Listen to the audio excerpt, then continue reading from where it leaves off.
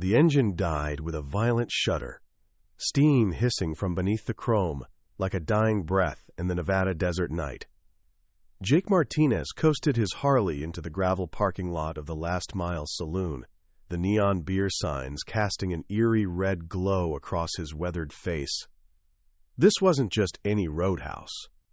Before we jump back in, tell us where you're tuning in from, and if this story touches you, make sure you're subscribed, because tomorrow I've saved something extra special for you. This was the kind of place truckers whispered warnings about, where Desert Serpents biker gang held court, and strangers who asked too many questions disappeared into the endless expanse of Highway 47. As Jake rolled to a stop next to a row of dusty pickups and chopped Harleys, he had no idea that his mechanical breakdown would force him into a confrontation that would strip away 3 years of carefully constructed anonymity. Inside that rundown bar, behind bottles of cheap whiskey and under flickering fluorescent lights, bartender Tommy Richardson was about to recognize something that would change everything. A symbol etched in ink and scarred into memory, a mark that told a story the official records would never dare reveal. What happened next would prove that sometimes the most dangerous thing in a roadhouse isn't the outlaws drinking at the bar. Sometimes it's the quiet man in the corner who spent years trying to forget what he's capable of when innocent lives hang in the balance. The smell of motor oil and desperation hung thick in the desert air as Jake Martinez stared down at his silent Harley Road King. 3 years of running, 3 years of staying invisible, and now his trusted machine had betrayed him in the worst possible place. The Last Mile Saloon squatted like a predator against the star-drunk Nevada sky, its weathered wood siding and flickering neon signs a beacon for every kind of trouble that haunted America's forgotten highways. Jake wiped his hands on his worn Levi's and surveyed the parking lot with the automatic precision of someone who'd learned the hard way that survival meant cataloging every exit, every shadow, every potential threat before taking another breath. 7 motorcycles clustered near the front entrance, their chrome catching the red glow from the beer signs. Desert Serpents colors adorned most of them, the coiled snake patches visible even in the dim light. 2 pickup trucks sat further back, both showing the kind of wear that came from hard work and harder living.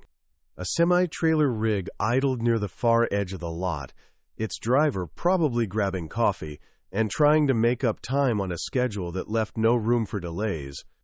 The Roadhouse itself looked like it had been carved from the desert itself, all sun-bleached wood and rusted metal, held together by stubbornness and bad decisions. A hand-painted sign above the door proclaimed "The Last Mile Saloon" in faded letters, while smaller signs warned about everything from credit card minimums to the management's policy on starting fights. The kind of place where questions weren't asked and answers weren't given, where cash was king and nobody cared what name you gave as long as your money was green. Jake had been riding for 16 hours straight, pushing hard to make distance between himself and the last town where someone had started asking too many questions about the quiet mechanic who could fix anything, but never stayed long enough to make friends. His plan had been simple: gas up at the truck stop 20 miles down the road, grab a hotel room in Reno, and disappear into the morning traffic before anyone noticed he'd been there. But plans had a way of crumbling in the desert heat, and now his bike's electrical system had died like a wounded animal, leaving him stranded in the kind of place he'd spent 3 years learning to avoid. The Harley's chrome was still warm under his touch as he popped the seat and pulled out his toolkit. The leather was worn smooth from years of use, the tools inside arranged with military precision despite their civilian appearance. Jake's hands moved with practiced efficiency as he checked the obvious problems first. Battery connections were solid. Fuses looked good. The starter relay clicked when he tested it, but the engine remained as dead as his prospects for a quiet exit. From inside the Roadhouse came the muffled sounds of a Friday night in full swing. The jukebox was playing something with too much bass and not enough melody, while voices rose and fell in the rhythm of drinking and posturing that Jake recognized from 100 similar establishments across a dozen states. Laughter echoed through the walls, but it had an edge to it, The kind of forced merriment that came from people trying to convince themselves they were having a good time, while something darker lurked beneath the surface. Jake knelt beside his bike and pulled out a multimeter, its digital display glowing green in the darkness. The electrical system was getting power from the battery, but something between the ignition switch and the engine was breaking the circuit. Could be the ignition module. Could be a bad ground somewhere in the wiring harness. Could be any one of a dozen different problems that would require parts he didn't have and time he couldn't afford. A coyote howled somewhere in the distance, its voice carrying across the empty desert like a warning. Jake had heard that sound before, in other places, under different circumstances. It was the sound of something wild and hungry, circling just beyond the edge of the firelight, waiting for weakness or opportunity. Out here, 40 miles from the nearest town and surrounded by nothing but sagebrush and sand, that howl felt like an omen. The Roadhouse door swung open with a squeal of rusted hinges, spilling yellow light and cigarette smoke into the parking lot. A woman emerged, moving with the quick, nervous steps of someone who'd learned to expect trouble. She was maybe 30, with dark hair pulled back in a ponytail, and the kind of tired eyes that came from working too many double shifts and worrying about things that money couldn't fix. Her uniform was standard Roadhouse attire, black jeans, white shirt, and a name tag that read, Sarah, in faded letters. She glanced toward Jake's bike, then quickly looked away, but not before he caught something in her expression. Fear, maybe. Or recognition, not of him, but of the situation. A stranger with a broken bike meant someone who couldn't leave, couldn't run when things went bad. Preparing and narrating this story took us a lot of time, so if you are enjoying it, subscribe to our channel. It means a lot to us. Now back to the story. And judging by the tension in her shoulders and the way she kept checking the parking lot, things were about to go very bad indeed. Sarah hurried toward a dented Honda Civic parked near the back of the lot, fumbling with her keys. She was moving too fast, with the jerky urgency of someone running from something that couldn't be outrun. As she reached her car, she dropped the keys, and Jake heard her curse softly in the desert stillness. When she bent to retrieve them, her hands were shaking. Jake straightened from his bike, instinct overriding common sense. 3 years of staying invisible, 3 years of minding his own business, and now he was about to break his own rules because a waitress with frightened eyes had dropped her keys in a parking lot. But some habits died harder than others, and Jake Martinez had spent too many years being the kind of man who stepped toward trouble instead of away from it. "You okay?" he called out, keeping his voice low and non-threatening. In places like this, the wrong tone could start a fight faster than a sucker punch. Sarah's head snapped up, and for a moment her face was illuminated by the dome light of her car. She was younger than he'd first thought, maybe 25, with the kind of exhausted beauty that came from working too hard and sleeping too little.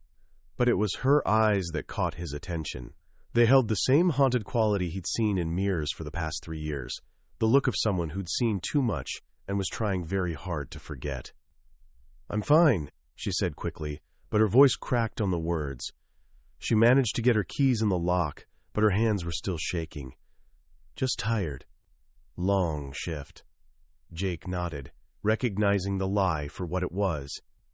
He'd told similar lies to concerned strangers, well-meaning people who asked too many questions and couldn't understand that sometimes being fine was a choice you made every morning, regardless of how you actually felt. But there was something else in Sarah's fear, something immediate and specific that had nothing to do with general exhaustion. "Bike trouble?" she asked, glancing toward his Harley with what might have been sympathy, or might have been pity. Tommy might know someone who can help. He's got connections. Tommy? The bartender. Owns the place. He's...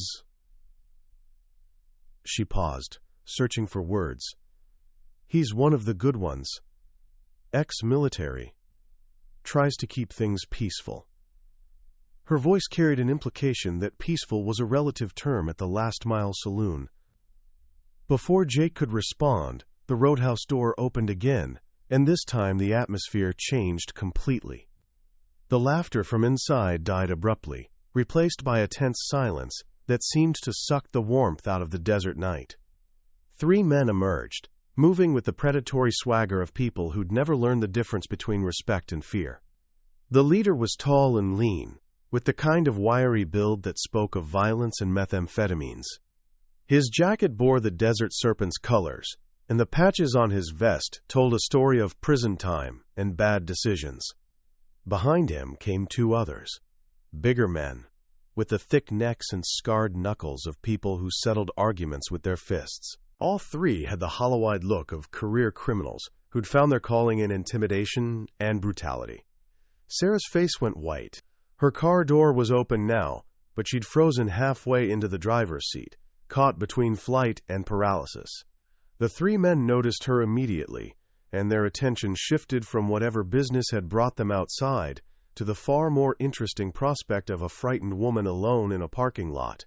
"Well, look what we got here," the leader called out, his voice carrying the false joviality of someone who enjoyed other people's fear.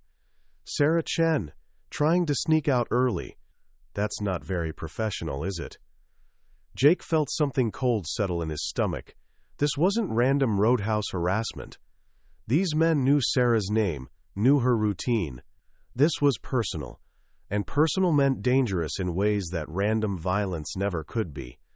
Sarah's voice was barely a whisper. "I finished my shift, Rex. I'm just going home." Rex. Jake filed the name away automatically, along with the physical descriptions and the tactical assessment that was running through his mind, despite his best efforts to stay uninvolved. 3 men, all armed based on the bulges under their jackets.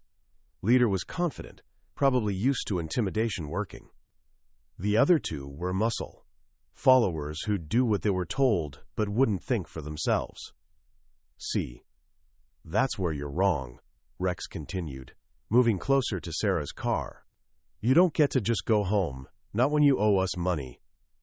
Not when you've been avoiding our calls." Sarah's hands gripped the steering wheel so tightly her knuckles had gone white. "I told you, I need more time. My son's medical bills." "Your son ain't our problem," Rex cut her off. "Our problem is that you borrowed $5,000 6 months ago, and you've paid back exactly nothing. 0. Zip. That kind of disrespect, it reflects poorly on our business model." Jake stood perfectly still beside his bike, every instinct screaming at him to move, to act, to do something other than watch a woman being terrorized in a parking lot. But 3 years of careful anonymity held him frozen. He'd built a life around staying invisible, around being nobody special in a world that had too many somebodies already. Getting involved meant questions, and questions meant attention, and attention meant the kind of scrutiny that could unravel everything he'd worked to build. But Sarah's fear was real and immediate, and Jake Martinez had never been the kind of man who could watch innocent people suffer while he did nothing. It was a character flaw that had gotten him into trouble before, and it was about to do so again. "You boys having some kind of problem?" Jake's voice cut through the desert air with the quiet authority of someone who'd spent years giving orders in situations where hesitation meant death. All 3 men turned toward him, and Jake could see the calculations running behind their eyes. Stranger meant unknown. Unknown could mean danger or opportunity, depending on how smart you were and how lucky you felt. Rex's eyes narrowed as he took in Jake's appearance, the worn leather jacket, the confident posture, the way he stood with his weight balanced and his hands loose at his sides. "This ain't your business, friend," Rex said, but there was something different in his voice now. Uncertainty, maybe. Or recognition that the stranger by the broken motorcycle might be more than he appeared. Jake stepped away from his bike, moving with the fluid grace of someone who'd learned to fight in places where second place meant a body bag. "Maybe not, but I'm making it my business." The parking lot went dead quiet, except for the distant hum of the truck's engine and the muffled sounds from inside the Roadhouse. Sarah's eyes darted between Jake and the three gang members, hope and terror warring in her expression. She'd seen enough violence to know how quickly situations like this could spiral out of control, but she'd also spent enough time serving drinks to desperate people to recognize the difference between someone who talked tough and someone who was genuinely dangerous. Rex laughed, but it sounded forced. "You know what, stranger? I like you. Got stones. But stones don't stop bullets. And this little conversation is about to get very expensive for everyone involved." He reached inside his jacket, the motion slow and deliberate, designed to give Jake time to reconsider his position. Jake didn't move, didn't flinch, didn't show any of the fear that Rex expected to see. Instead, he stood perfectly still and said, "Before this goes any further, you might want to think about whether you really want to find out what happens next." There was something in his voice now, something that made Rex's hand pause halfway to whatever weapon he kept under his jacket. It was the voice of someone who'd faced down worse men in worse places and lived to tell about it. The voice of someone who wasn't bluffing. Behind them, the Roadhouse door opened again, and a massive figure filled the doorway. Tommy Richardson stood 6'4" and weighed every bit of 250, with the kind of presence that came from years of breaking up bar fights and dealing with the kind of people who ended up drinking at places like the Last Mile Saloon. His eyes swept the parking lot, taking in the tableau. Sarah frozen in her car, 3 gang members facing off against a stranger, and enough tension in the air to start a war. "Evening, Rex," Tommy said, his voice carrying the easy authority of someone who owned the ground he stood on. "Thought you boys were heading out an hour ago." Rex's attention split between Jake and Tommy, and Jake could see the gang leader reassessing the situation. 2 unknowns instead of 1, and Tommy Richardson had a reputation for being harder to intimidate than most civilians. The math was getting complicated, and men like Rex preferred simple equations. "Just having a friendly conversation with Sarah here," Rex said, but his hand had moved away from his jacket. "Talking about old debts and future obligations." Tommy stepped out of the doorway and into the parking lot, his massive frame casting shadows in the neon light. "Sarah's shift ended 20 minutes ago. Time for her to go home." "This ain't your business, Tank," Rex shot back, using what was apparently Tommy's nickname. "This is between us and the lady." "Everything that happens in my parking lot is my business," Tommy replied calmly. "And right now, my business is making sure everyone has a safe trip home." Jake found himself reassessing the bartender. Tommy Richardson moved like someone who'd seen combat, with the measured confidence of a man who'd learned to stay calm when bullets started flying. Ex-military, Sarah had said, and Jake could see it now in the way Tommy positioned himself and the careful way he watched the 3 gang members. But 3 years of staying invisible had taught Jake that sometimes the smart play was to disengage, to walk away and let other people solve their own problems. His bike was broken, but it wasn't unfixable. He could call a tow truck, get a ride to town, and be gone by morning. Let Tommy Richardson and Rex settle their territorial disputes without interference from a stranger who had his own reasons for avoiding attention. Jake was about to step back, to return to his bike and the safety of anonymity, when Sarah spoke. "Please," she whispered, and her voice carried the kind of desperation that cut through all of Jake's careful defenses. "My son. He's only 8 years old. If something happens to me." And just like that, 3 years of running came to an end. Because Jake Martinez had been a lot of things in his life: soldier, prisoner, survivor, but he'd never been the kind of man who could walk away from a mother begging for help. Not when he had the skills to make a difference. Not when innocent lives hung in the balance. Rex must have seen something change in Jake's expression, because his hand started moving toward his jacket again. "Last chance, stranger. Walk away now, and everybody goes home happy." Jake smiled, and there was nothing friendly about it. "I don't think so." The desert wind picked up, carrying the scent of sage and motor oil across the parking lot.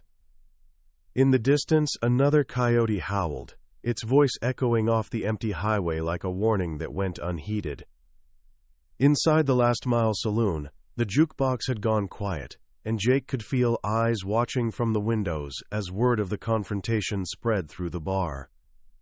What happened next would depend on how smart Rex really was, and how much Tommy Richardson was willing to risk for a waitress and a stranger. But Jake had already made his choice. 3 years of running had taught him that you could change your location, your name, even your entire life, but you couldn't change who you were at your core. And at his core, Jake Martinez was still the kind of man who stood between predators and innocent people, no matter what the cost to himself. The standoff stretched across the gravel parking lot like a taut wire ready to snap. Tommy Richardson's massive frame filled the space between the Roadhouse entrance and the confrontation unfolding near Sarah's Honda, his presence shifting the dynamics in ways that made Rex's jaw tighten with visible frustration. The Desert Serpents leader had come here expecting easy intimidation, the kind of routine collection work that kept his operation running smoothly. Instead, he found himself facing two men who didn't seem particularly impressed by his reputation or his colors. Jake could feel Tommy's eyes on him, measuring, assessing. The bartender was taking in details that most people would miss. The way Jake kept his weight balanced on the balls of his feet, the careful positioning that gave him clear sight lines to all three gang members, the relaxed readiness that spoke of extensive training. Tommy had seen enough combat veterans to recognize the signs, but there was something else in Jake's bearing that suggested more than basic military service. Sarah remained frozen behind the wheel of her car, her knuckles white against the steering wheel as she watched the standoff develop. Her 8-year-old son was waiting at home with a babysitter, probably wondering why Mommy was late again. The medical bills from his recent surgery had drained her savings and pushed her into the kind of desperate decisions that led to borrowing money from people like Rex Davidson. Now that desperation was about to explode into violence in a Roadhouse parking lot, and she was helpless to stop it. Rex's two companions had spread out slightly, a tactical movement that wasn't lost on either Jake or Tommy. Johnny Chains Walsh, Rex's right hand, moved to the left while the third man, a thick-necked bruiser, called Meatball, shifted right. They were setting up a triangle, trying to force Jake to split his attention 3 ways. It was a standard intimidation technique, the kind of thing that worked well against regular civilians who weren't trained to handle multiple threats. The problem for the Desert Serpents was that Jake Martinez wasn't a regular civilian, and Tommy Richardson had dealt with enough troublemakers to recognize an ambush when he saw one developing. "Rex," Tommy said, his voice carrying across the lot with the calm authority of someone used to diffusing situations before they exploded. "Why don't you and your boys head on down the road? Sarah's had a long night, and I'm sure you've got better things to do than hassle working people." Rex laughed, but it sounded forced, theatrical. "Tank, you always were too soft for this business. This ain't about hassling anybody. This is about respect, about keeping your word when you make a deal." He gestured toward Sarah without taking his eyes off Jake.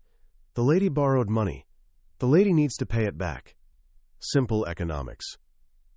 $5,000 for her son's surgery, Tommy replied, and Jake caught the subtle shift in his tone. Kid needed an operation to fix a heart defect. Sarah did what any mother would do. "And I did what any businessman would do," Rex countered. "I provided capital when the banks wouldn't. 20% interest. Very reasonable considering the risk. But it's been 6 months, Tank. 6 months without a single payment. That kind of precedent, it's bad for business." Jake had heard enough. The mathematics of desperation were always the same. Vulnerable people making impossible choices, predators offering solutions that created bigger problems, and innocent kids caught in the middle. He'd seen it in a dozen different countries, in refugee camps and occupied territories, wherever people were desperate enough to trust the wrong promises. "What's the total now?" Jake asked, his voice cutting through the desert air with quiet authority. Rex's attention snapped back to him, suspicious and calculating. "What's it to you, stranger?" "Simple question." $5,000 at 20% over 6 months. What's she owe? $7,000, Rex said after a moment's hesitation, plus penalties for non-payment. Call it 8 even. Jake nodded slowly, as if considering the mathematics. In reality, he was calculating angles, distances, response times. Rex was approximately 12 feet away. Johnny Chains was 15 feet to his left. Meatball maybe 10 feet to his right. All three were armed, but their weapons were concealed, which meant at least a 2-second draw time under optimal conditions. The parking lot was poorly lit, which would work to his advantage if things went kinetic. $8,000 for a mother trying to save her kid's life, Jake said, his voice carrying a note of disgust that made Rex's face darken. Real noble profession you've chosen. Don't lecture me about nobility, stranger, Rex snapped. You don't know nothing about the realities of business out here. Sometimes people need motivation to honor their commitments. Tommy took a step forward, his massive frame casting longer shadows in the neon light. Rex, I'm going to ask you one more time to take your business elsewhere. Sarah's under my protection while she's on my property. Your protection? Rex laughed, but there was an edge to it now. Tank, you're a big man, I'll give you that. But you're one man, and I got 3. Plus, word is you've gone soft since you bought this place. Lost your edge. Maybe it's time someone reminded you how things really work out here. The insult hung in the air like smoke, and Jake saw something flicker in Tommy's eyes. Not anger, exactly, but recognition. The kind of look that passed between combat veterans when civilians talked tough about things they'd never experienced. Tommy Richardson had spent 3 tours in Afghanistan dealing with real threats, real violence. Rex Davidson's playground intimidation was amateur hour by comparison. But Jake also recognized the calculation behind Tommy's restraint. The bartender owned this establishment, had a business to protect, employees to consider. Getting into a fight with the local gang would bring heat from law enforcement, potential retaliation against his staff, maybe even violence that could spill over into the Roadhouse itself. Tommy was being smart, trying to de-escalate a situation that could destroy everything he'd built. Jake had no such concerns. His bike was broken, his anonymity was already compromised, and Sarah's fear had triggered something in him that 3 years of careful self-control couldn't suppress. Sometimes the smart play was the wrong play, and sometimes doing the right thing meant accepting the consequences. Tell you what, Jake said, stepping away from his motorcycle and into the open space between the two groups. I'll make this real simple for everyone. Rex's hand moved closer to his jacket, a reflexive gesture that confirmed what Jake already suspected about the gang leader's weapon of choice. I'm listening, stranger. Sarah owes you $8,000. I'll pay it. The offer landed like a thunderbolt in the tense silence of the parking lot. Sarah's head snapped up, her eyes wide with shock and confusion. Tommy's expression shifted from wariness to surprise, while Rex and his companions exchanged glances that mixed greed with suspicion. Just like that? Rex asked, his voice carrying the tone of someone who smelled a trap but couldn't quite identify where it was hidden. Just like that, Jake confirmed. Cash money. Sarah goes home to her kid, you get your payment, everybody walks away happy. Rex was quiet for a long moment, studying Jake with the calculating attention of a predator, trying to determine if the prey in front of him was genuine or bait. $8,000 was serious money, the kind of sum that made people ask questions about where it came from and why someone would pay another person's debts to strangers in a parking lot. You got $8,000 on you right now? Rex asked, skepticism evident in his voice. Jake reached into his jacket, a slow, deliberate movement that made all 3 gang members tense. But instead of a weapon, he produced a worn leather wallet, thick with bills. I've got it. The sight of actual cash changed the atmosphere immediately. Rex's eyes fixed on the wallet, with the hungry intensity of someone who spent most of his time dealing in promises and threats rather than real money. Johnny Chains took a half step closer, while Meatball's hand dropped away from his concealed weapon. "Where's a drifter get that kind of money?" Rex asked, but his voice had lost some of its aggressive edge. Greed was warring with caution, and greed was winning. "Does it matter?" Jake replied. "You want your money, or you want to keep playing 20 questions?" Tommy was watching the exchange with growing concern. He'd seen enough bar fights and criminal negotiations to recognize when things were moving in dangerous directions. Jake's offer was generous to the point of being suspicious, and generosity from strangers usually came with strings attached, the kind of strings that could turn a simple debt collection into something much more complicated. "Wait a minute," Tommy said, his voice carrying a note of warning. "Jake, you don't need to get involved in this. Rex, take your business somewhere else." But Rex was already moving forward, his attention fixed on the wallet in Jake's hands. "No, Tank. I think the stranger here has made a very reasonable offer, very generous. The kind of offer that deserves serious consideration." Jake could see the trap forming, could recognize the shift in Rex's tactics from intimidation to manipulation. The gang leader wasn't just interested in Sarah's debt anymore. He was interested in the stranger who carried $8,000 in cash and seemed willing to pay other people's obligations. That kind of money suggested more money, and more money meant bigger opportunities. "There is one small problem, though," Rex continued, his voice taking on the false reasonableness that predators used when they sensed weakness. "See, paying Sarah's debt, that's just the principle.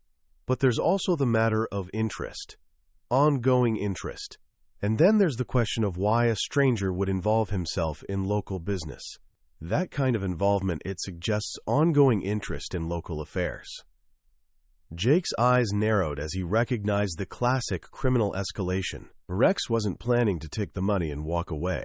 He was planning to take the money and create a new problem, a bigger problem, one that involved a mysterious stranger with deep pockets and questionable judgment. "The deal was $8,000, Jake said, his voice hardening. Period. The deal was $8,000 plus interest, Rex corrected. And the interest on $8,000, well, that's considerable. Especially when you factor in the administrative costs of dealing with new clients. I'd say we're looking at an even $10,000, maybe $12,000, depending on the payment schedule." Sarah made a small sound of distress from her car, a wounded whimper that cut through Jake's remaining patience like a blade. She'd thought salvation had arrived in the form of a generous stranger, only to watch it transform into an even bigger nightmare. Her son was waiting at home, probably asleep by now, while his mother sat trapped in a parking lot watching criminals negotiate over her future. Tommy stepped forward, his massive frame moving with surprising grace. "Rex, that's enough. The man made you a fair offer for Sarah's debt. Take it or leave it, but quit trying to turn this into something bigger." "Stay out of this, Tank," Rex warned, his voice losing its false friendliness. "This is between me and our new friend here, the man with the thick wallet and the generous spirit." Jake felt the familiar coldness settling over him, the detached calculation that had kept him alive in situations where hesitation meant death. He'd tried to do this the easy way, tried to solve the problem with money and avoid the kind of violence that would draw attention. But Rex Davidson was proving to be the kind of stupid that couldn't recognize a graceful exit when it was offered. $10,000, Jake said quietly. "Final offer." Rex smiled, sensing victory. 15. Plus monthly payments to ensure there's no misunderstanding about future obligations. "Rex?" Tommy's voice carried a warning that made the gang leader's smile falter slightly. "You're making a mistake." "The only mistake," Rex said, his hand moving back toward his jacket, "is thinking you can come into our territory and dictate terms. This is Desert Serpents business now, and the stranger here is going to learn how we handle business." The moment stretched like a drawn bowstring, tension building toward an inevitable release. Jake could feel the weight of the Sig Sauer P320 concealed beneath his jacket, could calculate the draw time and target acquisition necessary to end this confrontation in under 3 seconds. He'd done it before, in other places, under worse circumstances. The training never left you, never faded, never hesitated when innocent lives were at stake. But 3 years of anonymity held him back. 3 years of carefully constructed invisibility that would evaporate the moment he moved with the lethal efficiency that Rex Davidson wouldn't expect from a random stranger with a broken motorcycle. Once that line was crossed, there would be questions, investigations, the kind of scrutiny that could unravel everything he'd built since leaving the Navy. The choice was simple: preserve his anonymity and let Sarah suffer whatever Rex had planned, or abandon 3 years of careful hiding to protect a mother and her 8-year-old son. For Jake Martinez, it wasn't really a choice at all. "Rex," Jake said, his voice dropping to barely above a whisper, "I'm going to give you one last chance to take the money and walk away." Something in his tone made Rex pause, made all 3 gang members suddenly aware that the dynamic in the parking lot had shifted in ways they didn't fully understand. Jake's posture had changed, becoming looser, more relaxed, which should have been reassuring but somehow felt more threatening than his previous tension. Tommy Richardson felt the change too, and his combat-trained instincts recognized something familiar in Jake's bearing. The way the stranger held himself, the measured breathing, the 1,000-yard stare that seemed to look through Rex rather than at him. Tommy had seen that look before, in Afghanistan, in the eyes of operators who'd learned to function in the space between civilization and chaos. "Who are you?"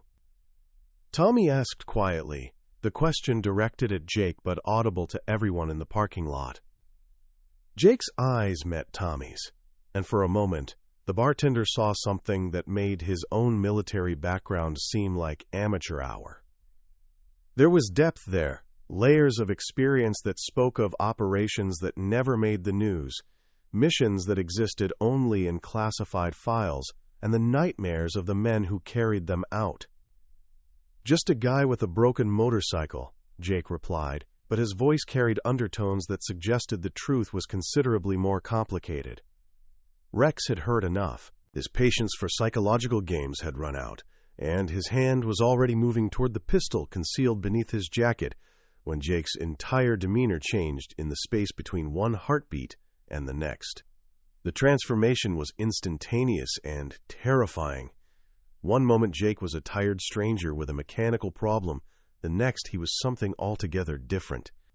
His hand shot out with precision that seemed to bend the laws of physics, closing around Rex's wrist before the gang leader's fingers could reach his weapon. The grip was like being caught in a steel trap, Rex's bones grinding together under pressure that spoke of training he couldn't begin to understand. His other hand moved toward a backup piece, but Jake was already there, his free hand delivering a nerve strike that sent lightning through Rex's shoulder and down his arm. Johnny Chains was reaching for his own weapon when Tommy Richardson moved with surprising speed for such a large man. The bartender's massive hand closed around Johnny's throat, lifting him off his feet with the casual ease of someone who'd spent years dealing with troublemakers in bars across 3 continents. Meatball found himself facing Jake's full attention, and what he saw in the stranger's eyes made his hand freeze halfway to his concealed pistol. There was no anger there, no emotion at all, just the cold, professional assessment of someone who killed people for a living and was very, very good at his job. "Here's what's going to happen," Jake said, his voice carrying across the parking lot with quiet authority. "You're going to get in your bikes and ride away. Sarah's debt is canceled. You're not going to come back here. You're not going to contact her, and you're not going to discuss this conversation with anyone who wasn't here to witness it." Rex tried to struggle against Jake's grip, but the pressure on his wrist increased until he felt bones beginning to separate. "You don't know who you're messing with, stranger. The Desert Serpents don't forget, and we don't forgive." Jake leaned closer, his voice dropping to a whisper that somehow carried more menace than Rex's loudest threats. "And you don't know who you're messing with either, but you're about to find out if you keep pushing." Tommy tightened his grip on Johnny's throat until the gang member's face began turning purple. "Gentlemen, I suggest you take the man's advice. This establishment has a strict policy against threatening our employees." The standoff lasted another 10 seconds.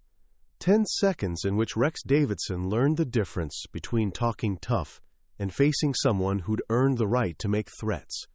Jake's grip on his wrist was like being caught in machinery, precise and implacable, while the stranger's eyes held the kind of emptiness that came from looking at death so often it became routine. "Okay," Rex gasped, his voice strained with pain. "Okay, we're done here." Jake released his wrist but didn't step back. Smart choice. Tommy let Johnny drop to the gravel, where the gang member collapsed to his knees, gasping for air and rubbing his throat. Meatball had never moved for his weapon, recognizing that whatever was happening here was beyond his pay grade. Rex cradled his injured wrist against his chest, his face pale with shock and pain. "This ain't over, stranger." "Yes," Jake said quietly, "it is." The 3 gang members retreated toward their motorcycles, moving with the careful steps of people who'd suddenly discovered they were outclassed.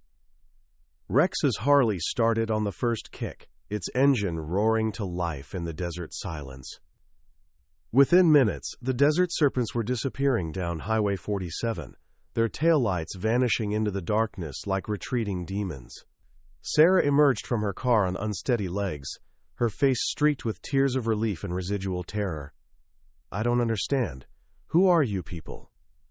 Tommy was staring at Jake with a mixture of respect and wariness, his own military background allowing him to recognize some of what he'd just witnessed. The stranger's movements had been too precise, too efficient, too practiced to be anything other than extensive professional training. "Like I said," Jake replied, turning back toward his broken motorcycle, "just a guy with a broken bike." But Tommy Richardson had spent 3 tours in Afghanistan working alongside Special Operations Forces, and he'd seen enough to recognize the real thing when it stood in his parking lot and made 3 armed gang members disappear into the night. The question was no longer who Jake Martinez claimed to be. The question was who he really was, and why someone with his particular skill set was traveling the desert highways alone, trying to blend in with regular civilians while carrying enough cash to pay other people's debts and enough training to handle armed criminals like they were unruly children. Tommy had a feeling he was about to find out, and something told him the answer was going to be more complicated than a simple mechanical breakdown on a lonely highway. The silence that followed the Desert Serpents' retreat was deafening, broken only by the distant hum of the idling semi-truck and the soft whisper of desert wind through the sagebrush. Sarah stood beside her Honda, still trembling from the adrenaline crash, while Tommy Richardson studied Jake with the intense scrutiny of someone trying to solve a puzzle that didn't quite fit together. The stranger who'd just made 3 armed criminals disappear into the night was already walking back to his broken Harley, moving with the same casual demeanor he'd shown before violence had erupted in the parking lot. But Tommy had spent too many years in combat zones to miss the details that marked Jake as something far beyond ordinary. The way he'd controlled Rex's wrist hadn't been the desperate grappling of a civilian defending himself. It had been the precise application of joint manipulation techniques that took years to master and even longer to deploy with such casual efficiency. The nerve strike that had disabled Rex's other arm was military combat training, the kind taught to special operations personnel who needed to neutralize threats quickly and quietly. Most telling of all was Jake's complete lack of adrenaline response after the confrontation. No shaking hands, no elevated breathing, no signs of stress or excitement. He'd handled 3 armed men like it was routine business, then immediately returned to examining his motorcycle's electrical system, as if nothing significant had occurred. That kind of emotional regulation didn't come from basic military service or even standard combat experience. It came from extensive psychological conditioning designed to keep operators functional in situations where normal people would break down completely. Sarah approached Jake hesitantly, her legs still unsteady from the terror and relief of the past 20 minutes. "I don't know how to thank you. What you did back there, standing up to Rex and his crew, I thought for sure someone was going to get killed." Jake looked up from his bike's wiring harness, his expression neutral and unreadable. "No thanks necessary. Just glad it worked out without anyone getting hurt. The casual dismissal of what had just occurred struck Tommy as equally telling. Most people who'd just been involved in a violent confrontation would want to talk about it, to process the adrenaline and fear through conversation. Combat veterans, especially those with extensive experience, often treated violence as just another problem to be solved efficiently and then forgotten. Without anyone getting hurt? Sarah's voice cracked slightly. You could have been killed. Rex always carries a gun, and Johnny and Meatball aren't exactly known for their restraint.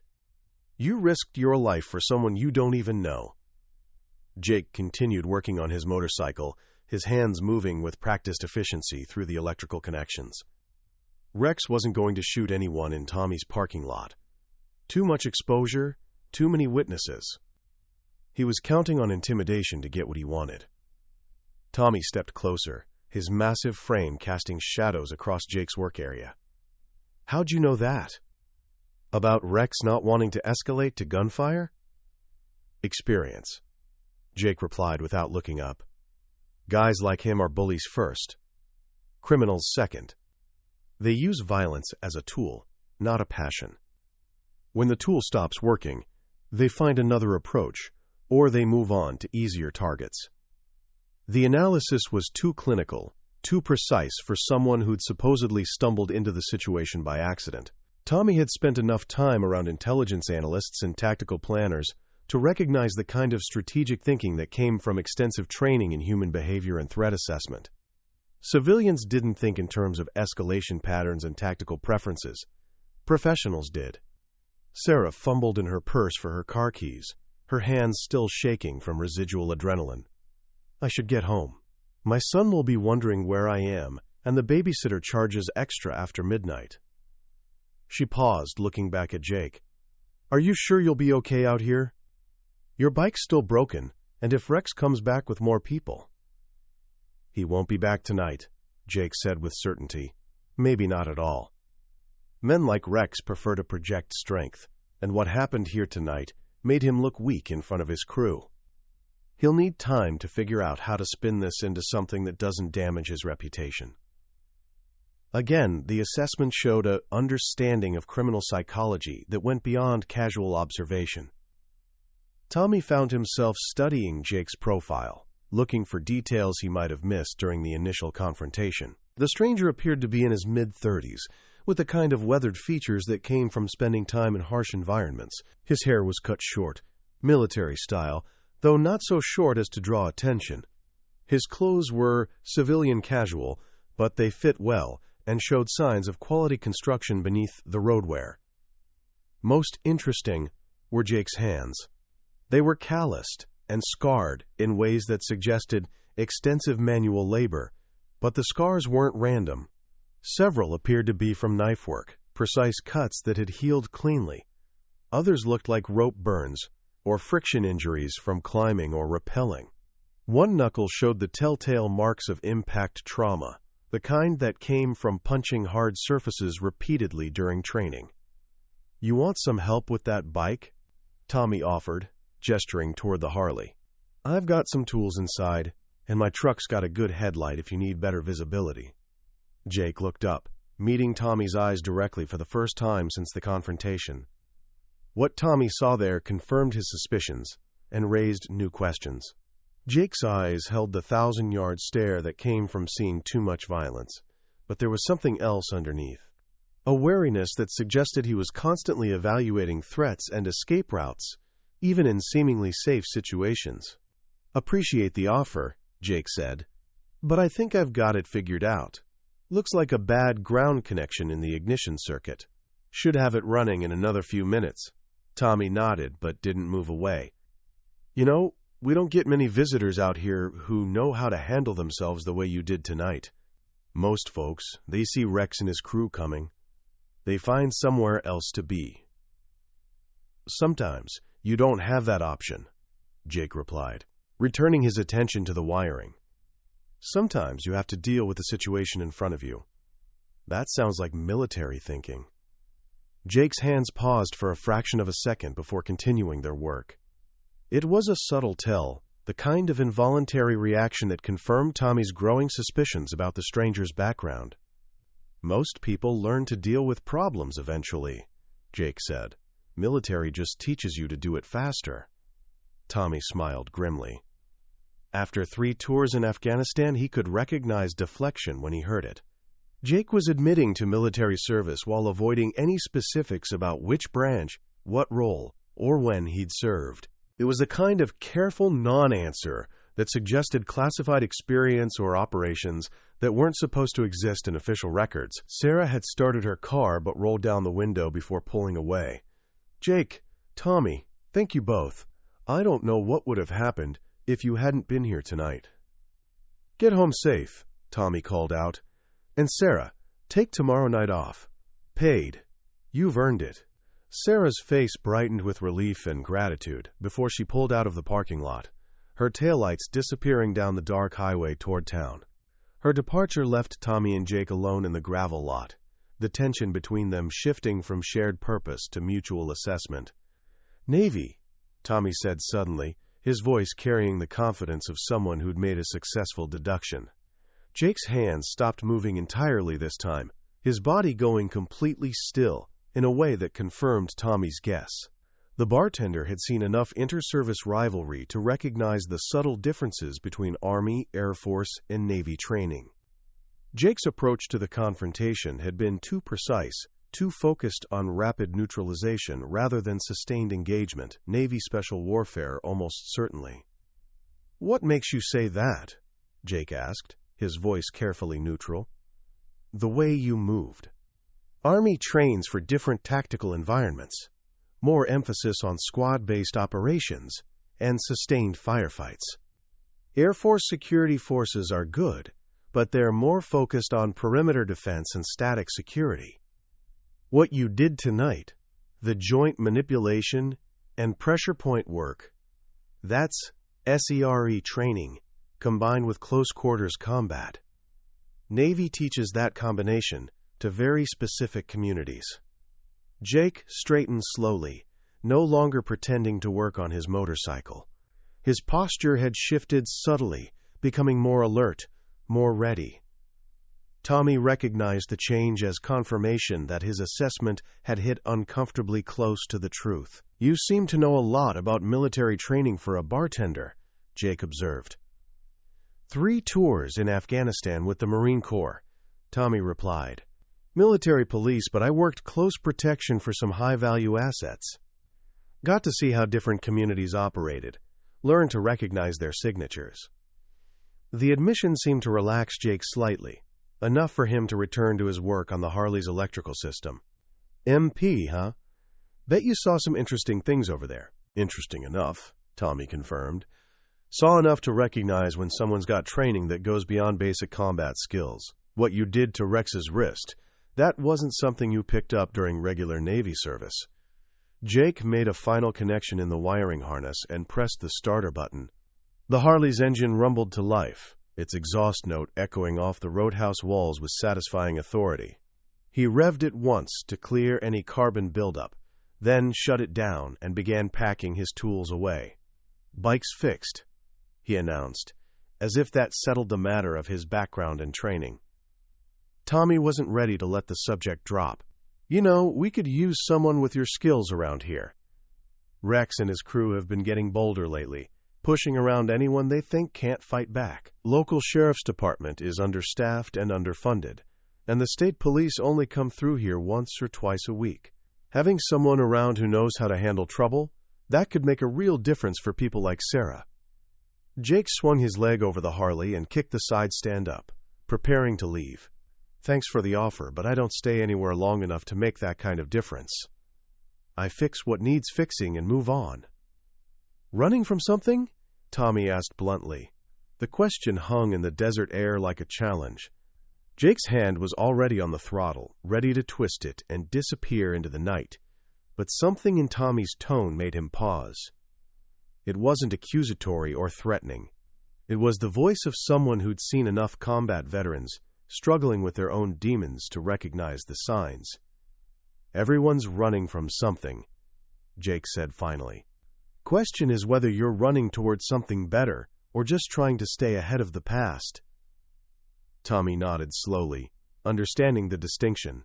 He'd seen plenty of veterans who couldn't settle down after their service, who needed the constant movement and change of scenery to keep the memories at bay. But he'd also seen men who were running from specific things, official things, the kind of things that required new identities and cash transactions. The past has a way of catching up eventually, Tommy observed. Sometimes it's better to stand and face it than to keep running. Jake's laugh was bitter and humorless. Some pasts are better left alone. Some things, once you open that door, you can't close it again. The admission revealed more than Jake probably intended. Tommy heard the weight of classified operations, of missions that existed only in redacted files, and the nightmares of the men who carried them out. Whatever Jake Martinez was running from, it wasn't personal guilt or civilian legal trouble. It was something bigger, something that involved the kind of government oversight that could make a man disappear entirely. "SEAL?" Tommy asked quietly, using the tone reserved for sharing military secrets. Jake's entire body went rigid, his hand tightening on the throttle until his knuckles went white. For a moment, Tommy thought the stranger was going to start the bike and ride away without answering. The question had clearly crossed some kind of line, had ventured into territory that Jake preferred to keep buried. "Why would you think that?" Jake asked, his voice carefully controlled. "Process of elimination," Tommy replied. "Navy training, advanced close-quarters combat, psychological conditioning, and the kind of tactical thinking that suggests extensive special operations experience. Plus, the way you assessed Rex's threat profile and predicted his behavior patterns. That's not standard military intelligence training. That's specialized warfare education." Jake stared at Tommy for a long moment, and the bartender could see him weighing options, calculating risks, deciding how much truth he could afford to reveal. Whatever decision he made would determine whether he started his bike and disappeared into the night, or stayed long enough to explain why a Navy SEAL was traveling the desert highways alone, carrying cash and avoiding attention. "Former SEAL," Jake said finally, the words coming out like they hurt to speak. "Team 6. Been out for 3 years. The admission landed like a physical blow. Tommy had suspected special operations, but Team 6 was the elite of the elite, the men who handled the missions that didn't officially exist. They were the operators who got called when conventional special forces weren't sufficient, when the job required capabilities that pushed the boundaries of human endurance and training. Team 6 doesn't just let people walk away, Tommy said carefully, not unless something went seriously wrong. Jake's smile was grim and haunted. Define seriously wrong. The cryptic response confirmed Tommy's suspicions that Jake's departure from the Navy hadn't been routine retirement or completion of service obligation. Something had happened, something significant enough to force one of the military's most elite operators into civilian life under circumstances that required anonymity and constant movement. "What happened?" Tommy asked, but Jake was already shaking his head. "Some stories are better left untold," Jake replied. "Some truths are classified at levels that don't officially exist." Tommy understood the implication. Jake's separation from Team 6 involved operations or incidents that fell under the kind of classification levels reserved for black ops and deniable missions. The kind of things that could get a man killed for talking about them, even years after the fact. "Is that why you're traveling alone? Why you're avoiding attention?" Jake started his motorcycle, the engine's rumble filling the silence between them. "Sometimes the best way to serve your country is to disappear quietly and stay disappeared." The statement carried the weight of someone who'd sacrificed everything for classified operations that the public would never know about. Tommy had heard similar sentiments from other special operations veterans, men who'd given up their identities, their families, sometimes their sanity for missions that couldn't be acknowledged or honored. "Well," Tommy said, raising his voice over the motorcycle's exhaust, "if you ever get tired of running, you've got a place here. The offer stands." Jake nodded once, a gesture that might have been gratitude or simple acknowledgement. He twisted the throttle, and the Harley leaped forward, carrying him toward the highway and the endless darkness beyond. Tommy watched until the taillight disappeared into the night, leaving him alone in the parking lot with questions that would probably never be answered. Inside the Roadhouse, the jukebox was playing something slow and melancholy, while the handful of remaining customers finished their drinks and prepared to head home. Tommy poured himself a whiskey and tried to process what he'd learned about the stranger who'd made Rex Davidson and his crew look like amateurs. Jake Martinez was former Team 6, running from something classified and dangerous enough to require complete anonymity. He was traveling the highways alone, helping people when circumstances forced his hand, then disappearing before anyone could ask too many questions. It was the kind of existence that spoke of profound sacrifice, of a man who'd given up everything normal and peaceful for reasons he couldn't discuss. Tommy finished his whiskey and locked up the Roadhouse, his mind still processing the evening's revelations. Tomorrow would bring new customers, new problems, and probably new challenges from whatever remained of Rex's organization. But tonight had proven that sometimes help came from unexpected sources, in the form of strangers with hidden capabilities and complicated pasts. As he drove home through the desert darkness, Tommy found himself hoping that Jake Martinez would find whatever peace he was searching for on those endless highways, and maybe, just maybe, that their paths would cross again when good people needed someone with the skills to stand between them and the predators who preyed on the vulnerable. The desert wind carried the sound of a motorcycle engine long into the night, growing fainter until it merged with the eternal silence of the Nevada wasteland. Somewhere out there, a former Navy SEAL was riding toward an uncertain dawn, carrying secrets that could never be shared and skills that couldn't be forgotten. But Tommy Richardson had learned something important tonight. Even the most dangerous men could choose to use their capabilities for protection rather than destruction. Even those running from classified pasts could stop long enough to help a mother trying to save her son.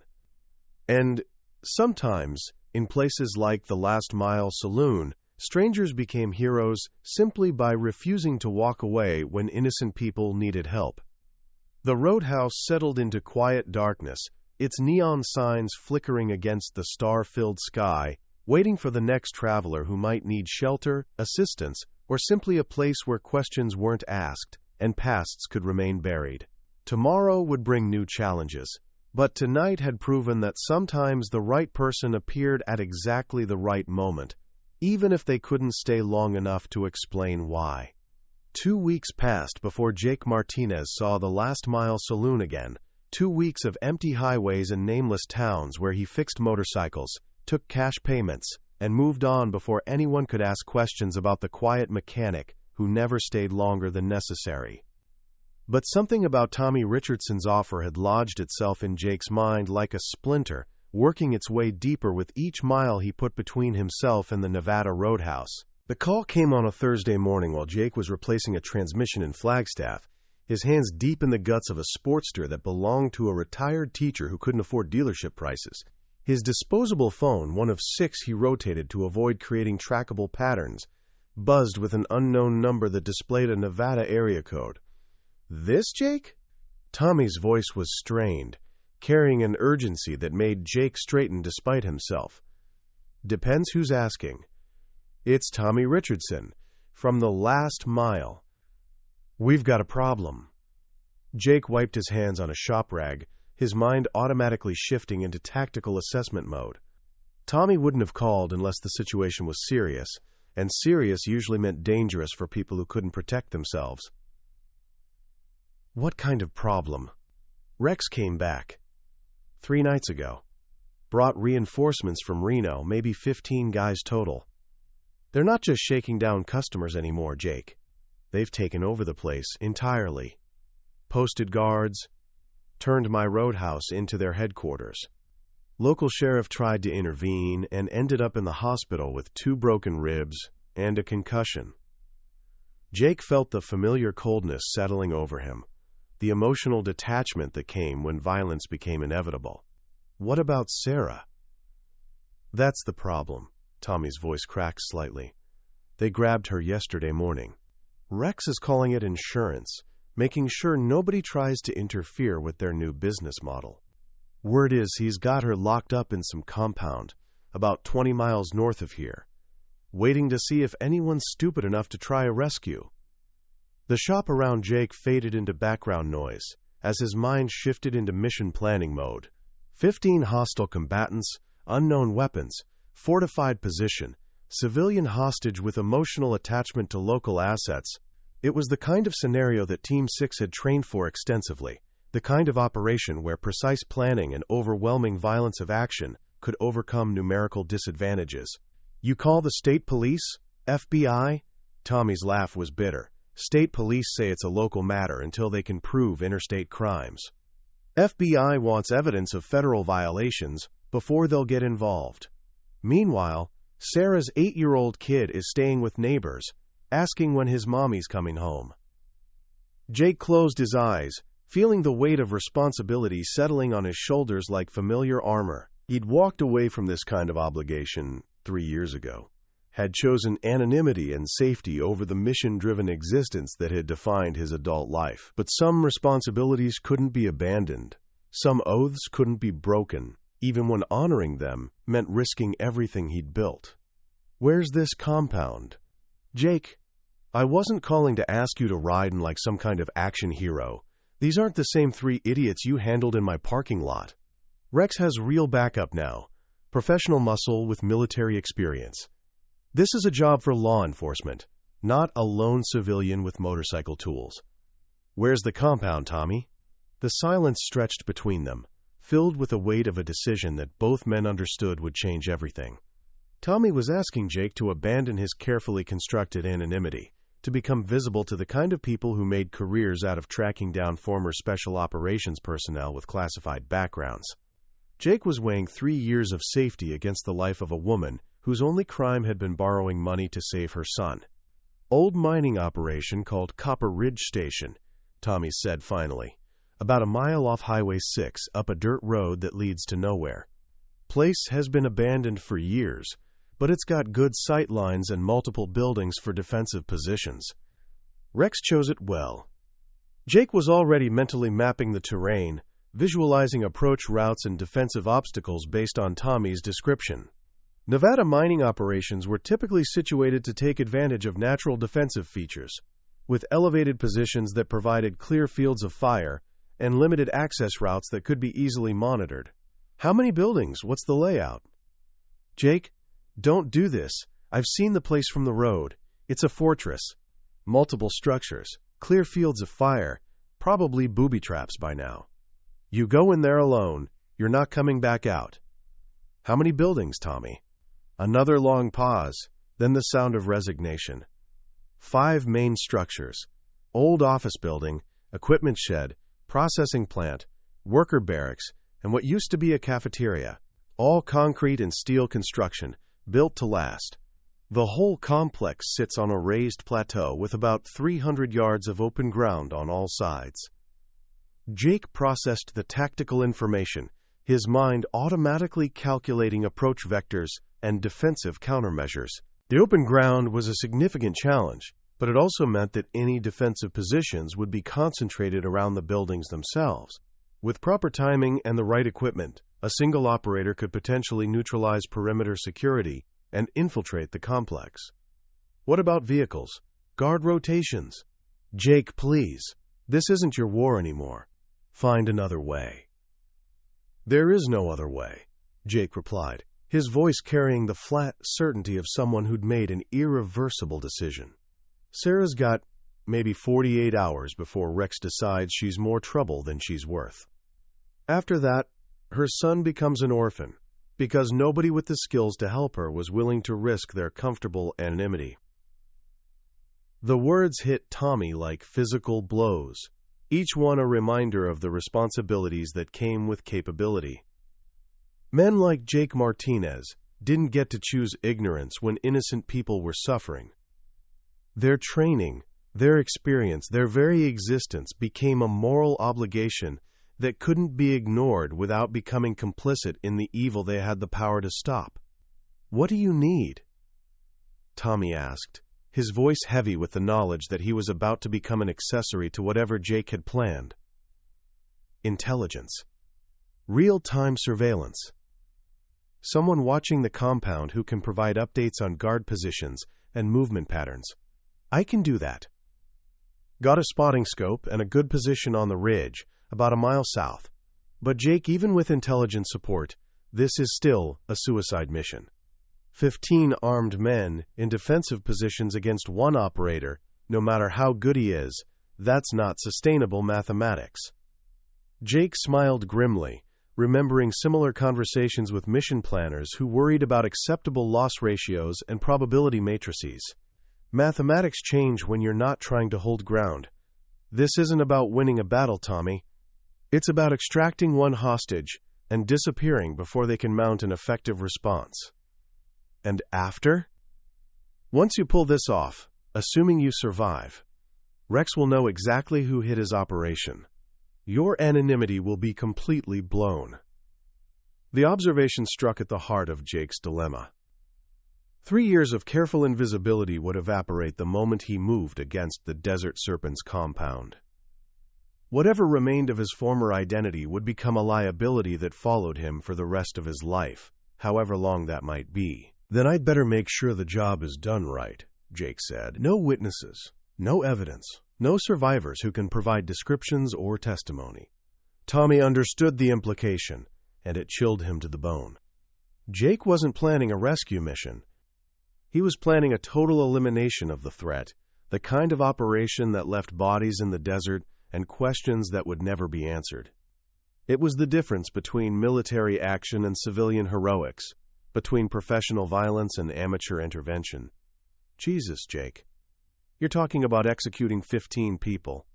I'm talking about protecting an innocent woman and her child from predators who would rather kill them than lose face. Rex made this choice when he decided to escalate beyond intimidation into kidnapping. Everything that follows is on him. The moral calculus was brutally simple, stripped of the comfortable ambiguities that allowed civilized people to avoid difficult decisions. Rex Davidson had crossed the line from criminal harassment into acts of war, and war had rules that didn't include mercy for those who targeted non-combatants. Jake finished his work on the Sportster and collected his payment from the grateful teacher, his mind already shifting into pre-mission mode. Equipment procurement, route planning, contingency preparation, all the mechanical details that separated successful operations from heroic failures. He had perhaps 12 hours before he needed to be in position, 12 hours to transform from anonymous mechanic back into the weapon the Navy had spent years creating. Tommy, I need you to do something for me. Name it. If this goes wrong, if I don't make it out, I want you to make sure Sarah's son knows his mother died, because good people refuse to let evil win. Don't let him think she was abandoned or forgotten. Tommy's voice was thick with emotion when he replied, You're coming back, Jake. Both of you are coming back. Jake ended the call and began the familiar ritual of preparation. First came the weapons, carefully maintained and strategically cached in storage units across the southwestern United States. His primary rifle was a custom Arkansas 15, with specialized optics and sound suppression, configured for precision engagement at ranges up to 400 meters. Secondary weapons included a suppressed Glock 19 and a selection of blades designed for silent elimination of sentries. Explosives were more problematic, requiring specialized knowledge and components that left traces in purchasing records. But Jake had learned to improvise during his years with Team 6, to create devastating effects using materials available at any hardware store or agricultural supply center. Fuel, fertilizer, and basic electronics could become significant tactical advantages in the hands of someone who understood demolitions theory. Most important was the psychological preparation, the mental transition from civilian to operator that allowed someone to function effectively in situations where hesitation meant death. Jake spent the drive to Nevada in a state of focused meditation, reviewing tactical procedures and mission parameters, while his conscious mind processed the emotional implications of what he was about to do. He was breaking 3 years of self-imposed exile, abandoning the safety of anonymity to prevent the murder of an innocent woman. It was exactly the kind of decision that had defined his military career, the choice to prioritize mission accomplishment and protection of innocence over personal safety or comfort. Some aspects of identity couldn't be discarded, no matter how far you ran or how completely you tried to disappear. Tommy was waiting at a predetermined rendezvous point 10 miles south of the compound, his pickup truck loaded with surveillance equipment and supplies. The Marine veteran looked older than his 48 years, worn down by the weight of what they were about to attempt. "Got eyes on the target," Tommy reported, as Jake transferred his gear from the motorcycle to the truck. 15 hostiles confirmed, rotating guard schedules every 4 hours. Sarah's being held in the old office building, second floor, northwest corner room. 2 guards posted outside her door at all times.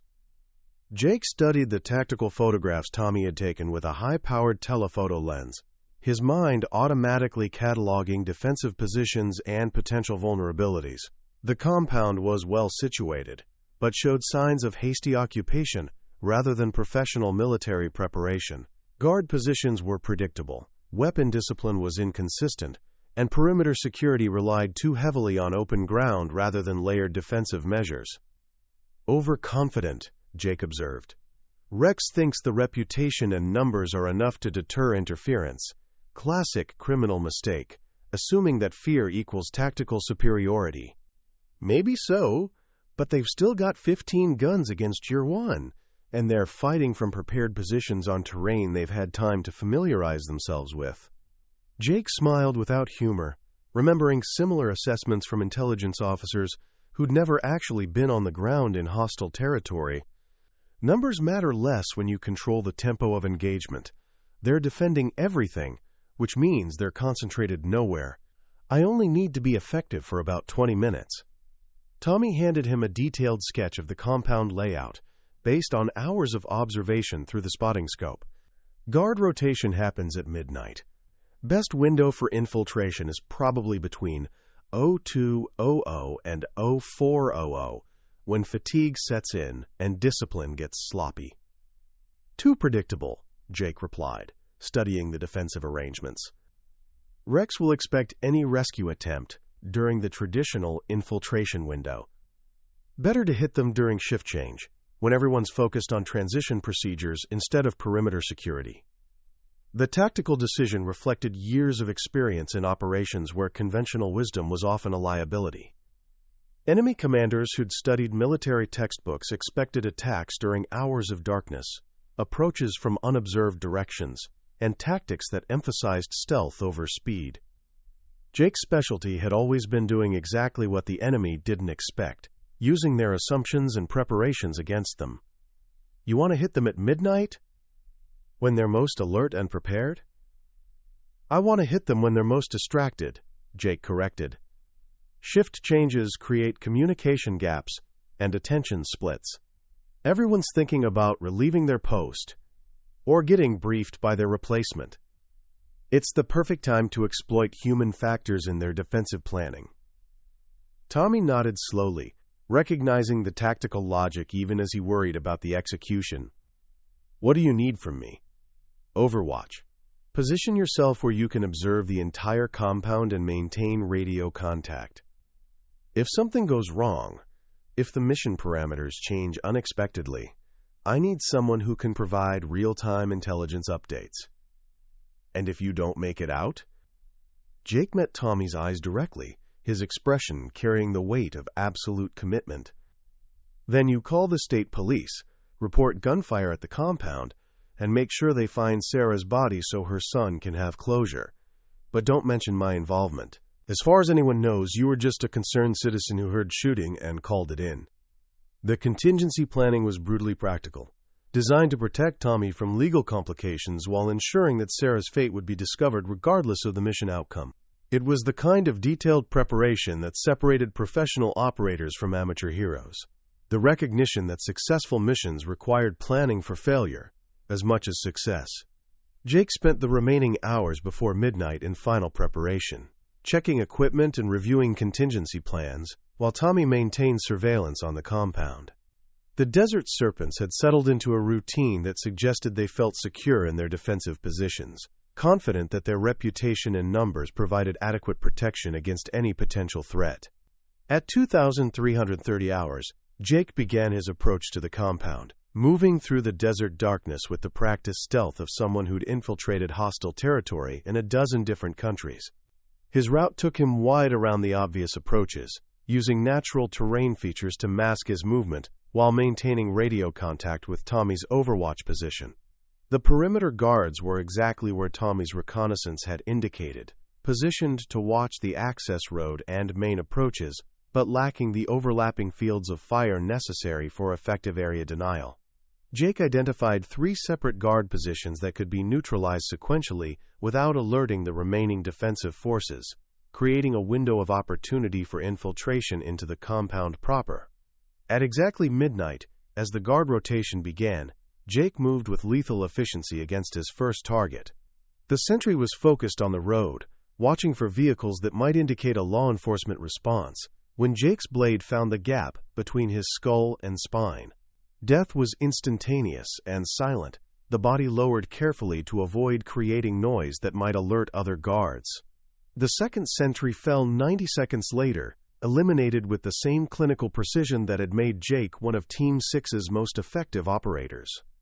By the time the third guard realized something was wrong, Jake was already inside the compound perimeter, moving toward the office building where Sarah was being held. The next phase of the operation required different skills, as Jake transitioned from infiltration to close-quarters combat, in an environment where every sound could alert the remaining hostiles to his presence. The office building's ground floor was occupied by 6 gang members playing cards and drinking beer, their weapons within reach, but their attention focused on their game rather than security procedures. Jake's first explosive device detonated at 0017 hours, a carefully placed charge that collapsed the building's main support beam and brought the entire first floor down on the occupants. The explosion was followed immediately by his assault on the second floor, where Sarah's guards had abandoned their posts to investigate the destruction below. Sarah Chen was unconscious when Jake found her, showing signs of physical abuse, but alive and breathing. Her restraints were quickly cut, and Jake carried her toward the building's rear exit as the compound erupted into chaos around them. The remaining gang members were confused and disorganized, unsure of the threat they faced or the appropriate response to an attack they hadn't anticipated. Jake's escape route led through the equipment shed, where he'd placed additional charges designed to create maximum confusion and prevent organized pursuit. The explosions began as he reached the perimeter, a carefully timed sequence that destroyed vehicles and eliminated any possibility of mechanized pursuit through the desert terrain. By 0030 hours, Jake was clear of the compound with Sarah secured in Tommy's truck, racing toward medical assistance while the Desert Serpents compound burned behind them. The entire operation had lasted less than 20 minutes, a textbook example of precision violence applied with overwhelming effect against an unprepared enemy. Sarah regained consciousness as they reached the highway, her first words a desperate inquiry about her son's safety. Tommy assured her that the boy was safe with neighbors, waiting for her return, while Jake monitored radio frequencies for any indication that law enforcement was responding to the explosions and gunfire. "What happened?" Sarah asked, struggling to piece together fragments of memory from her captivity. "You're safe," Jake replied simply. "Rex won't be bothering you or anyone else anymore." Sarah looked at Jake with growing recognition, understanding that the quiet stranger who defended her in a parking lot had somehow accomplished what law enforcement couldn't or wouldn't do. "You came back for me." "Some promises don't need to be spoken," Jake said. "Sometimes you just do what's right, because it's right." Tommy drove them to a small clinic in the nearest town, where Sarah could receive medical attention without triggering the kind of official investigation that would complicate Jake's need to disappear again. The physician, an elderly doctor who'd seen enough frontier violence to ask few questions, confirmed that Sarah had suffered minor injuries, but no permanent damage. As dawn broke over the Nevada desert, Jake prepared to leave once again, his mission accomplished, but his anonymity permanently compromised. Rex Davidson's organization had been eliminated, but word of the attack would spread through criminal networks across the region. The quiet mechanic who'd appeared and vanished like a ghost would become a legend, and legends attracted the kind of attention that made anonymity impossible. "Where will you go?"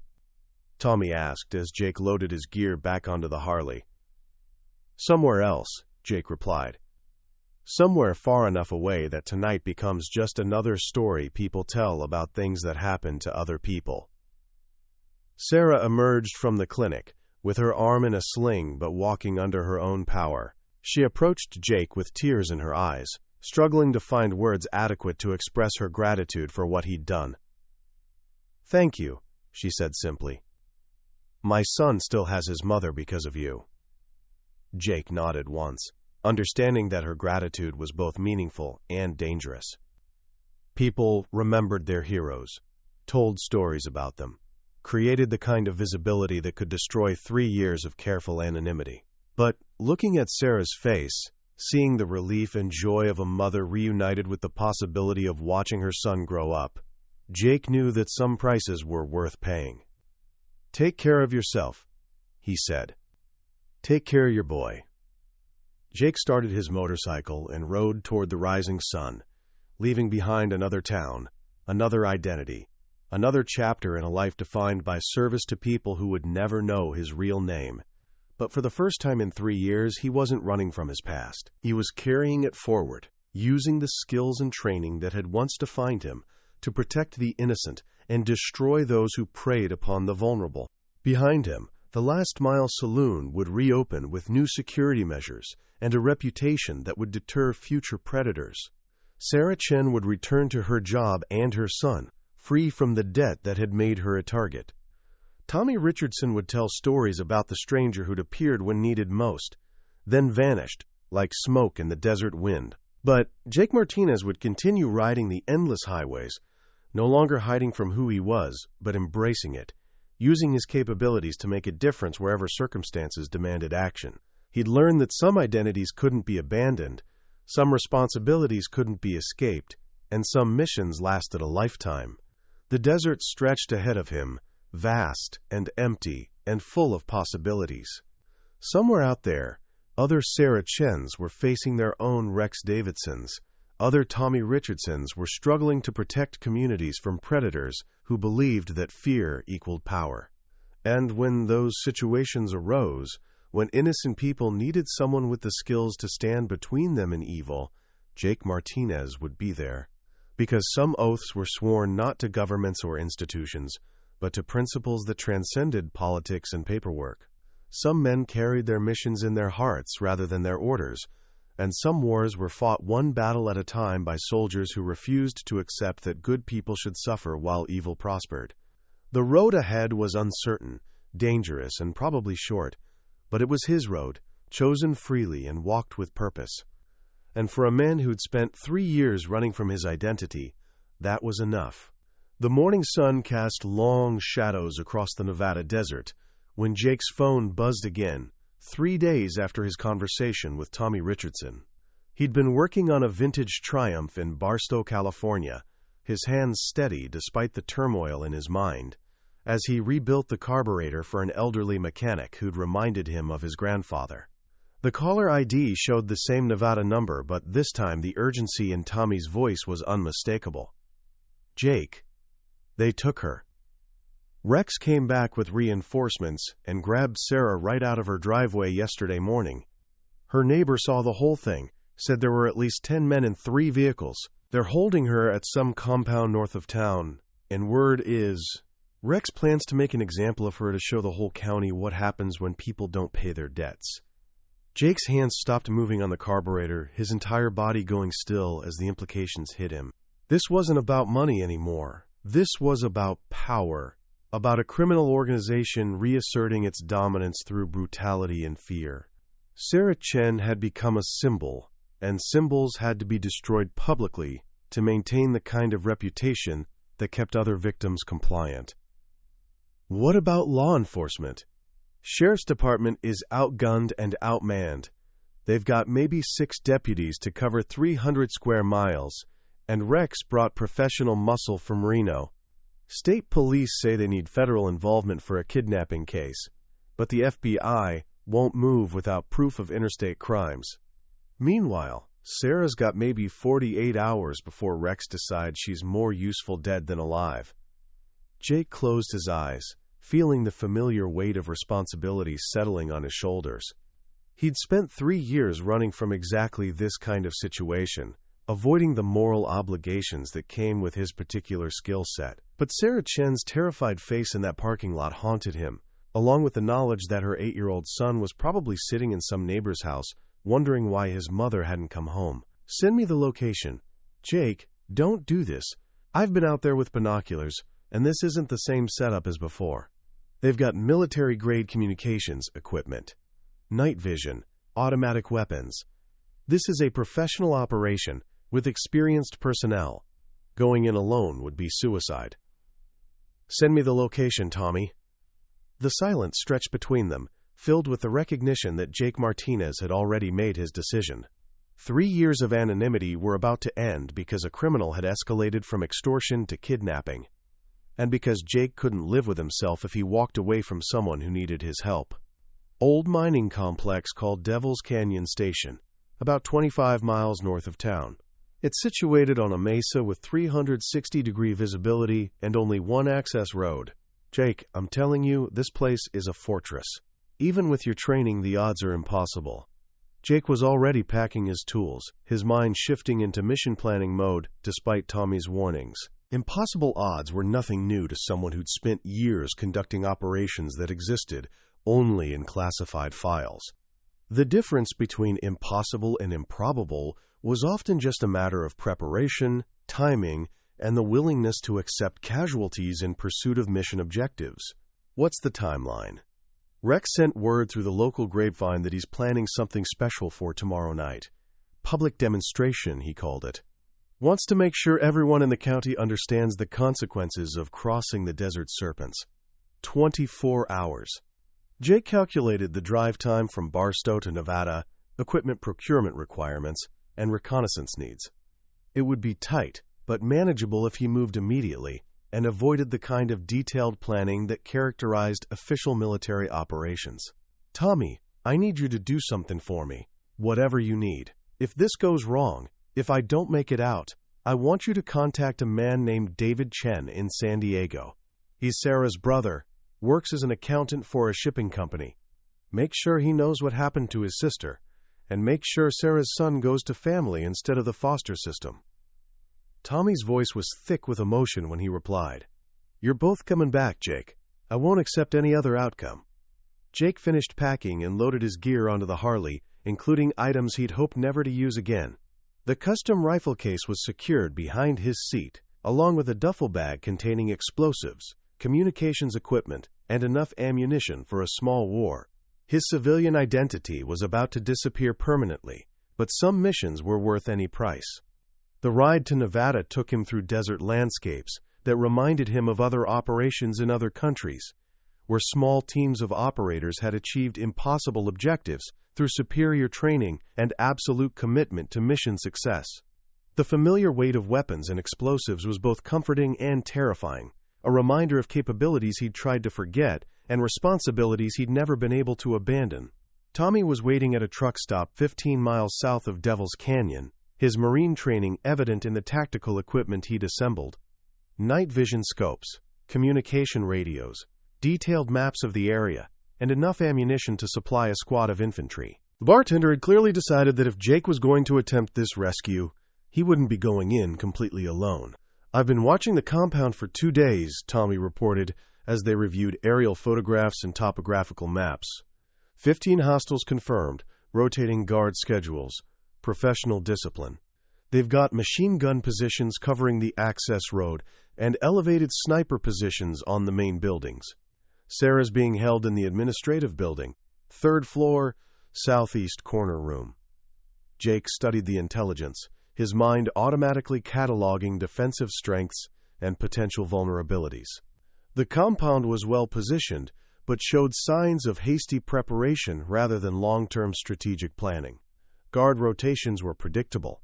Communications discipline was inconsistent, and the defenders were relying too heavily on their elevated position rather than layered defensive measures. Overconfident, Jake observed.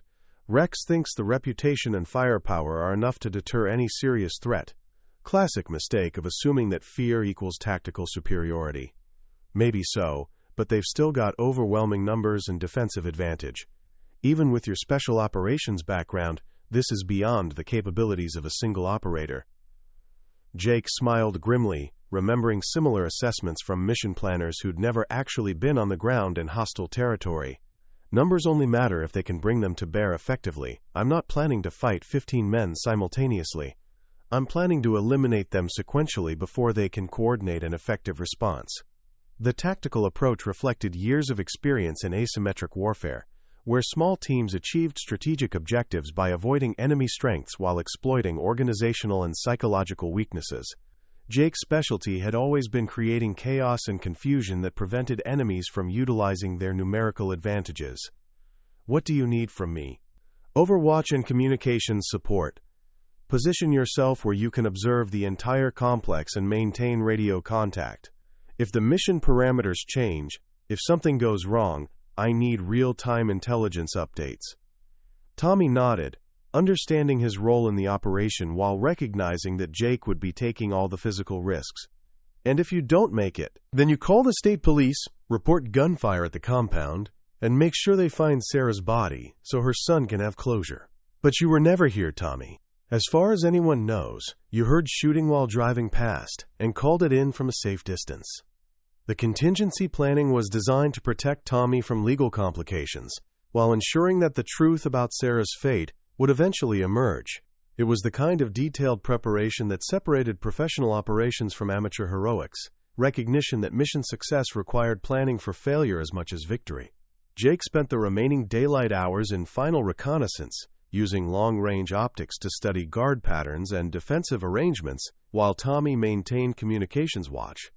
The Desert Serpents had established a competent defensive perimeter, but their positions showed the kind of predictable thinking that came from textbook military training rather than actual combat experience. At 2,100 hours, as darkness settled over the desert, Jake began his approach to the compound. His route took him wide around the obvious avenues of approach, using natural terrain features to mask his movement while maintaining radio contact with Tommy's Overwatch position. The night vision equipment allowed him to move with confidence through terrain that would have been treacherous for defenders operating without technological advantages. The first phase of the operation required precise timing and absolute silence, as Jake eliminated perimeter sentries who could alert the main defensive force to his presence. His approach was methodical and systematic, using suppressed weapons and edged tools to neutralize threats without creating noise or muzzle flashes that might compromise the mission. The compound's outer perimeter was breached at 2,147 hours, with 3 sentries eliminated and their posts temporarily unmanned. Jake's next objective was the communications center, where he could disrupt the defender's ability to coordinate responses or call for external reinforcements. The building was lightly guarded, its occupants more focused on monitoring radio traffic than watching for infiltrators. Jake's assault on the communications center was swift and devastating, utilizing explosive charges to destroy equipment while eliminating the operators before they could transmit warnings to the main defensive force. The explosions served a dual purpose, destroying enemy capabilities while creating confusion about the nature and direction of the attack. The administrative building where Sarah was held presented more complex challenges, as Jake needed to neutralize hostile forces while avoiding harm to the hostage. His approach utilized smoke grenades and flashbang devices to create disorientation, followed by precision engagement of targets using night vision advantages that the defenders lacked. Sarah Chen was unconscious when Jake found her, showing signs of physical abuse but stable vital signs. Her restraints were quickly cut, and Jake administered a mild stimulant to ensure she could assist with her own evacuation. Time was critical now, as the explosions and gunfire had alerted every hostile in the compound to the nature of the threat they faced.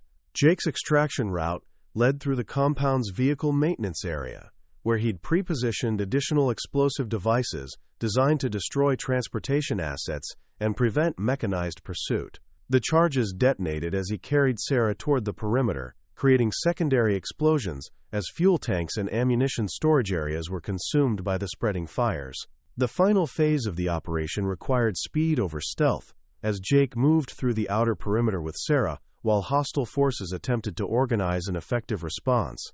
His route to the extraction point was covered by Tommy's overwatch position, where the Marine veteran provided suppressive fire against pursuing forces using a scoped rifle. By 2,230 hours, Jake had cleared the immediate threat area, with Sarah secured in Tommy's vehicle, racing toward medical facilities while the Desert Serpents compound burned behind them. The entire operation had lasted less than 90 minutes, a textbook example of precision violence applied with overwhelming effect against an unprepared enemy. Sarah regained full consciousness as they reached the highway, her first coherent words a desperate inquiry about her son's safety. Tommy assured her that the boy was secure with neighbors, while Jake monitored emergency radio frequencies for any indication that law enforcement was responding to the explosions and sustained gunfire. "What happened to me?" Sarah asked, struggling to piece together fragmented memories from her captivity.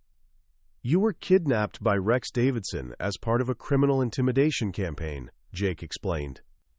"The situation has been resolved permanently. Rex and his organization will not be threatening you or anyone else in the future." Sarah looked at Jake with growing understanding, recognizing that the quiet stranger who defended her in a parking lot had somehow accomplished what law enforcement agencies couldn't or wouldn't attempt. "You came back for me." "Some obligations transcend personal safety," Jake replied. "Sometimes you act because it's the right thing to do, regardless of the cost to yourself."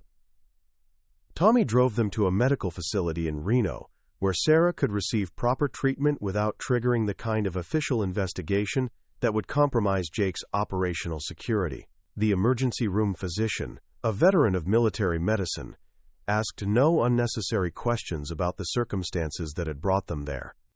As dawn broke over the Nevada mountains, Jake prepared to disappear once again, his mission accomplished, but his anonymity permanently compromised. Word of the attack on Devil's Canyon would spread through criminal networks across the region, creating a legend about the ghost who'd appeared from nowhere to destroy an entire criminal organization. "Where will you go now?" Tommy asked as Jake prepared his motorcycle for departure.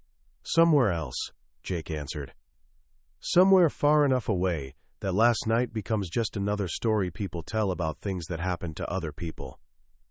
Sarah emerged from the treatment room, with her injuries bandaged but walking steadily. She approached Jake with tears streaming down her face, struggling to express gratitude for actions that had saved her life and preserved her son's future. "I don't know how to thank you," she said. "My boy still has his mother because of what you did." Jake nodded once, understanding that her gratitude was both deeply meaningful and potentially dangerous. Heroes were remembered, stories were told, and legends attracted exactly the kind of attention that made anonymity impossible to maintain. "Take care of yourself," he said simply. "Take care of your son.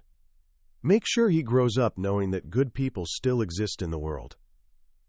Jake started his Harley and rode toward the rising sun, leaving behind another town, another identity, another chapter in a life defined by service to strangers who would never know his real name. But this time, he wasn't running from his past or trying to escape the man he'd once been. Instead, he was embracing that identity, accepting that some skills came with permanent obligations, and some training created responsibilities that lasted a lifetime. The road ahead was uncertain and dangerous, but it was his road, chosen freely and traveled with purpose. Behind him, Sarah Chen would return to her job and her son, free from the fear that had defined her recent months. Tommy Richardson would reopen the Last Mile Saloon with enhanced security and a reputation that would deter future predators. The local community would slowly realize that they were safer because someone had been willing to stand between them and evil.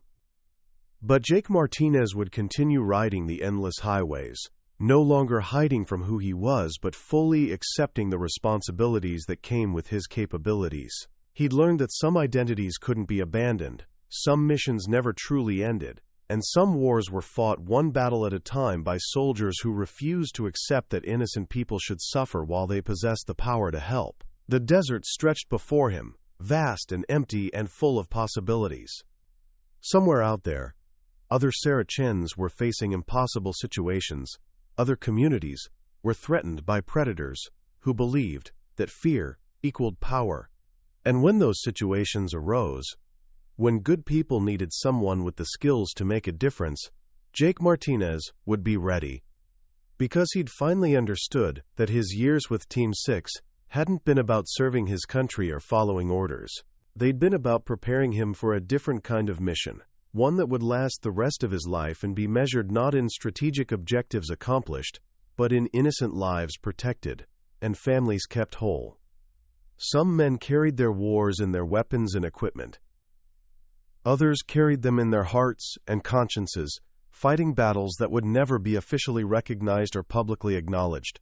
Jake had chosen his side in that invisible war, and he would fight it until the day he died, one rescue at a time, one stand against evil at a time. The road called to him, with promises of new challenges and unknown dangers, but also with the certainty that his skills and training would continue to serve a purpose greater than his own safety or comfort. And for a man who'd spent 3 years wondering if his life had any meaning beyond survival, that was enough. He rode toward the horizon with the satisfaction of a mission accomplished and the anticipation of missions yet to come, carrying the gratitude of a mother and child who would sleep safely because he'd refused to let evil triumph. It was, he realized, exactly the life he'd been trained to live, and exactly the man he'd always been meant to be. Up next, you've got 2 more standout stories right on your screen. If this one hit the mark, you won't want to pass these up. Just click and check them out.